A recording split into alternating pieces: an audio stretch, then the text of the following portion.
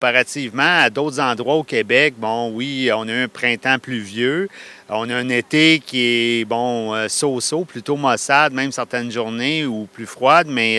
pour nous, on n'a pas ressenti vraiment les effets de Dame Nature. Au contraire, là, on a beaucoup de monde en camping, puis c'est un très bel été. La première fois qu'on est venu en juin, il y a eu de la petite pluie intermittente presque tout le long de notre séjour, mais on s'installe pour être pas trop mouillé, puis ça se passe quand même bien. Il faut qu'on s'arrange pour trouver des occupations, surtout avec les enfants, quand on est un peu coincé sous la tente, sous les bâches plus longtemps, fait qu'on a emmené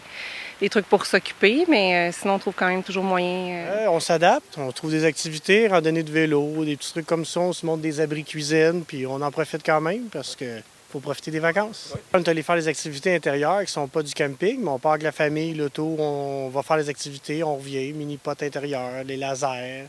puis après ça, petite randonnée de vélo, des fois une petite pluie, c'est correct. On a beaucoup d'activités au parc, puis c'est ce qui fait un peu la force du Parc national du Mont-Harford, c'est qu'on n'a pas juste le camping, on a beaucoup de randonnées pédestres. Même si c'est une température plus froide, c'est encore mieux, ou même si le temps est un peu, bon,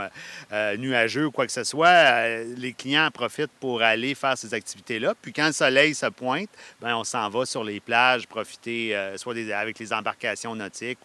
ou profiter de l'eau tout simplement, là.